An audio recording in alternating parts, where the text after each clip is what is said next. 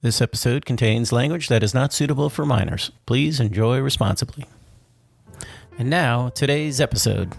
You're listening to The Beatdown. This is episode 8 of The Beatdown podcast. So Ocho, we're doing 8. We're doing 8. Okay. That's right. I may have to scrub those out, everybody. That's right. Next week. We're only a month. It's only 4 ahead. It's December 15th already. Yeah, because I figure when we do go into Christmas break or these holiday breaks, it'll eventually catch up where it'll be like 1 ahead. So come around January, we'll be back on track. People will be like, those guys are really into it. They're working over the holidays. They're putting out podcasts during the holidays. This bag. Yeah. Whatever it is that'll please you. But I'm doing good, right? I'm not blowing your ears out. Am I doing okay today, Chris? Yeah, as a matter of fact, you are. Yeah, it must be that new microphone. Do you like my new microphone? Does it sound okay to you? You're no difference? It's got a vintage sound. Yeah, it does have. Cool. It has a little bit of that. You're going to break and do a little Rudy Valley on us a little, but all right. Chester Cathedral. That's awesome. That's cool. Or it's like you're going to bust into London Calling here. We have the Allies forces. That's right. Dateline, London Underground. Bombing campaign continues. Oh, stop. That's right. Well, It's fun to look at, and it's kind of fun to talk into and stuff like that. And of course, I got out everybody's favorite, a little pitch for the Never Dull Corporation. Mm-hmm. Oh, nice. Magic wadding. You convinced me to buy. I got a tin of that. What does that do? Shine up? It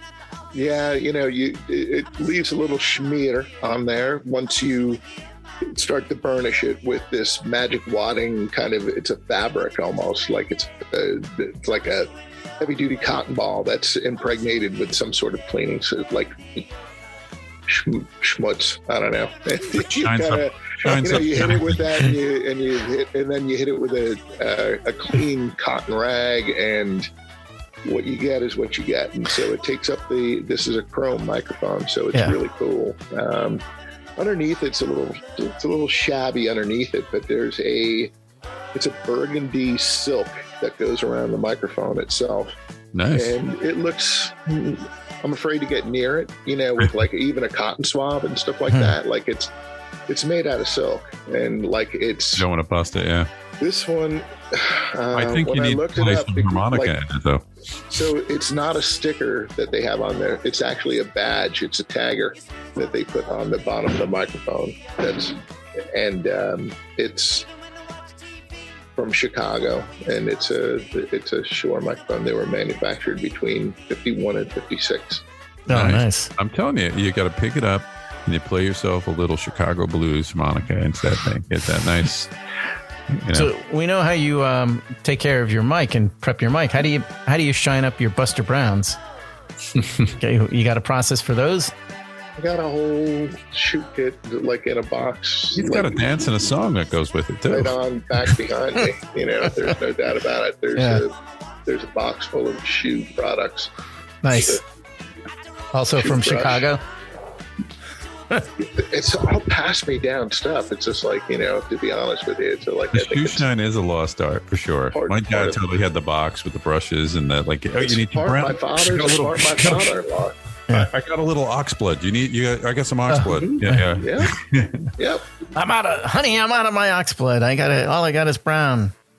The black shoes. I need it. Brown shoes. This is a nice, fine horsehair brush. You can't. It's nice and smooth. So who hit my blonde horsehair brush on their black shoes? There's a black one in there for black shoes. That's right. Who would do that? So we hit the record fair today. Chris, how did you make out?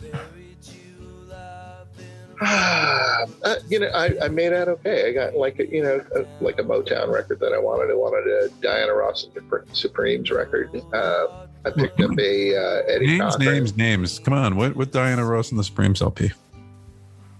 I can't remember. John, compilation or like a no, it's Geez, what is it called? Reflections. Nope. Where Did Our Love Go? I'm trying to think of Where their. Did Our Love Go? Yeah, that's a good one. Got a couple hits on that one for sure. No doubt. I saw a Marvelettes record that I passed up on, and in hindsight, I should have snapped it up. My mom, I grew up with, Motown, well, and especially Diana Ross and the Supremes, or the Supremes, if you will. Yeah, Yes. Along with like Dionne Warwick and all that kind of stuff as well. Yeah. Like that was also played. Burt Bacharach. Right. Yep. But like, I have to think that it was compilation stuff like that my mom would have picked up at some point. Like, I don't remember at Corvettes. Yeah. this record. Chris, you're getting, I don't know if you got a little farther away or something, but you're getting a little tin canny sounding.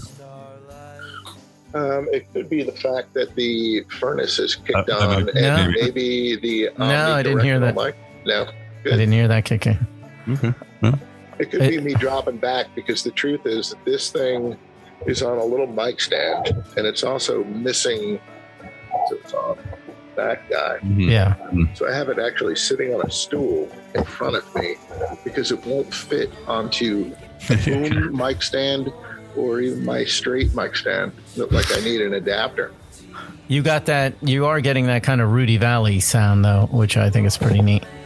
Winchester Guthrie. Is it annoying you, or you're like, God damn, Chris sounds like Rudy Valley? Awesome. Yeah, no, that's it. Yeah. Sorry to disrupt that. Just you were getting but you were somewhere between Rudy Valley and a contemporary microphone, and now Tony and I are just so intimate, and you've put a little distance between us, and I'm when upset. I get right up on top of it, does it change the? No, that's nice. I like Yeah. that. Yeah. Interesting. It sounds like those records from the 30s, Yes. except they'd be recording the whole orchestra with that one mic. All right. Hanging upside down. Yeah. Yeah. You need to I'll do have to some get a little boxing, closer to the mic. That's all. Yeah. I do think that was probably where my complaint came from. I think you actually got farther away, or you talked soft or whatever. But I'm sorry. You're back to the Supremes records. You were growing up. Your mom. I was lucky to have had that kind of stuff. I'm just saying, that like my mom was hip enough to even have that in the house and stuff like that. So I was happy to, as a kid, to listen to, Baby Love and all, like, Yeah. I was young, like I just kind of grew up with that stuff. Yeah. So I picked that up today. I picked up an Eddie Cochran record.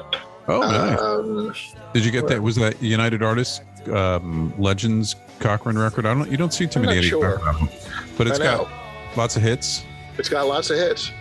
It had everything I wanted on it. And I was like, I'm going to pick that up. And I did it. I picked up it's not Kings of the Wild Frontier. It is the other one, Prince Charming. Is that the name of the album? I think it is Prince Charming. Adam and the Ants. So I think it's the follow-up to that. Yeah.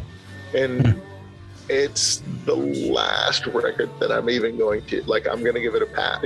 Like, I was just like, it was $3. Actually, my friend Charles, who runs the record show, it was from his table, and he was just like, did you pay to get in here? And I was just like, yep. And he's just like, did you really? And it was $3 to get in. And he's just like, oh man, because like, I think that the $3 entry was fairly arbitrary.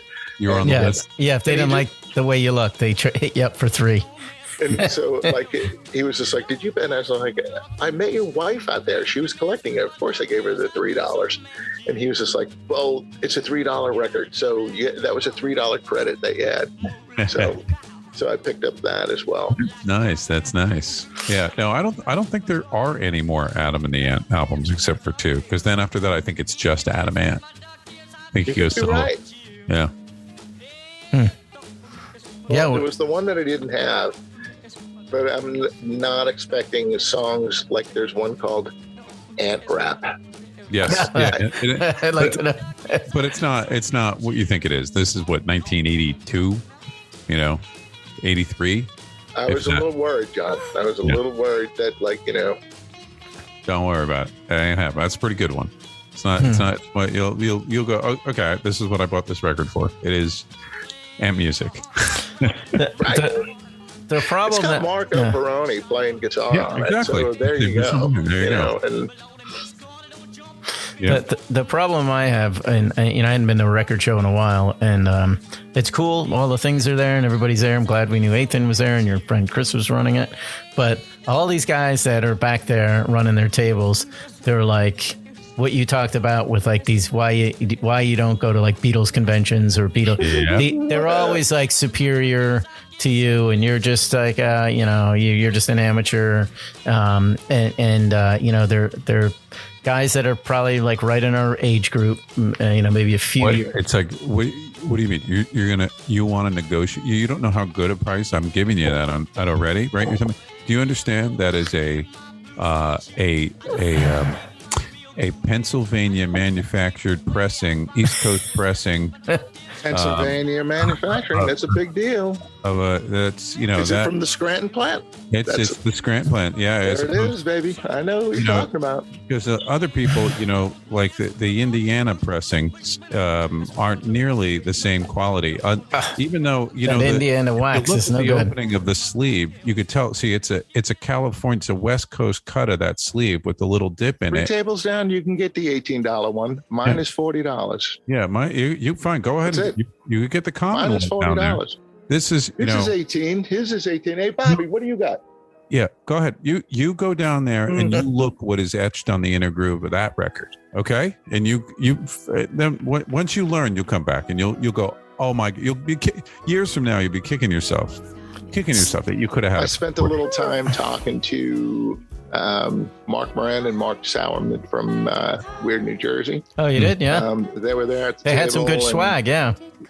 And it's like I've known Mark not well. It's not like we're friends, and more we have friends of friends, and so we've met each other before, and we've kind of full social media sort of thing with each other. But it was fun to talk to him, and we were kind of catching up about some of our mutual friends that have gone off into different directions. Actual friends or social media friends? Real friends, like guys from bands. You remember the band Sleevecoat? Did they mean anything to you guys at all? Yeah, I've definitely heard of them. Yeah. Pete Eric went down to Athens to play with the Olivia Tremor Control and stuff like that. Oh, I love that band. Yeah.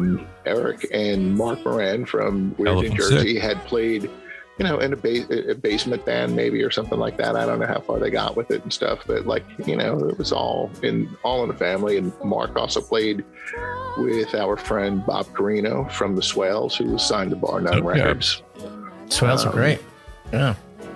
So, we did a little catching up just about stuff like that, blah, blah, blah. And yeah, I'm really happy for those guys too, and told them so. That early on, and there's loads of New Jerseyans who can say it too. I'm just one of the many that would, when you first saw the Weird New Jersey magazines in your little smoke shop in Ridgewood or wherever I was stopping, it was just like, well, oh yeah, there's the Weird New Jersey thing. And, I'd buy those magazines and read all the stories. They were great. It was a lot of fun. The book, that totally should be like a Netflix series or like an HBO.